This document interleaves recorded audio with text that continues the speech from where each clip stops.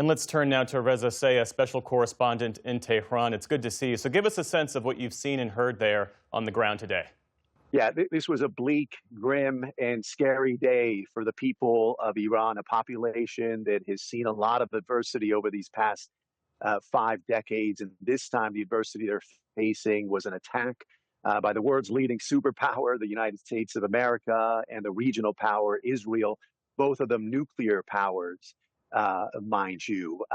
The attacks, the first wave of attacks started at about 9:40 a.m.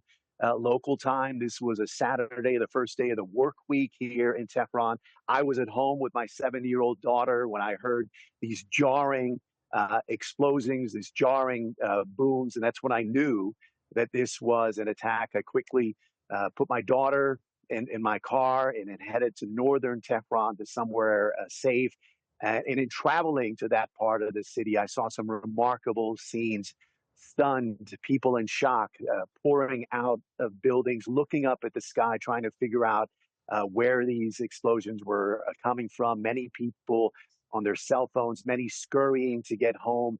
I saw people flagging down motorcycles to beat the traffic. And some of the scenes that'll stay with me for a very long time are seeing parents, many parents racing to schools to take their children to safety, many of their children in school uniforms.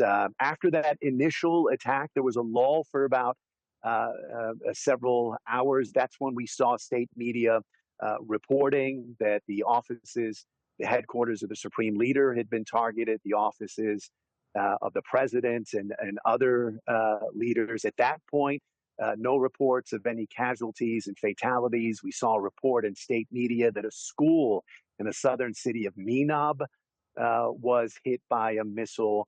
At last report, 90 students and teachers were killed in that attack. And after the lull, it lasted a few hours. And at 7:45 p.m. local time, more booms here. And by that time, the streets they're usually busy on a Saturday night were pretty empty, an indication of many people had either left town or raced home for safety.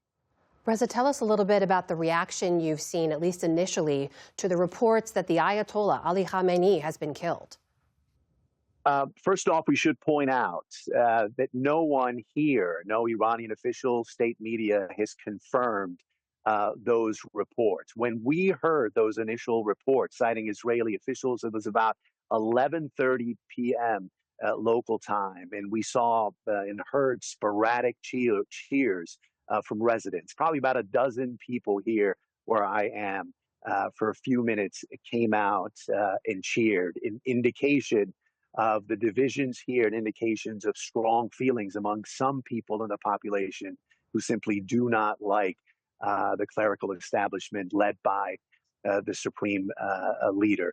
So no confirmation from Iranian officials. Abbas Araghchi, the Iranian foreign minister and the spokesperson for the foreign ministry, went on television. This was a few hours before the initial report, saying that indeed leaders had been targeted, but those targets, those attacks had failed, that the senior leadership, senior military leaders were safe and okay. But we're waiting, monitoring Iranian officials to see if they have any kind of comments about these reports that are emerging. That's special correspondent Reza Sayah in Tehran. Reza, thank you.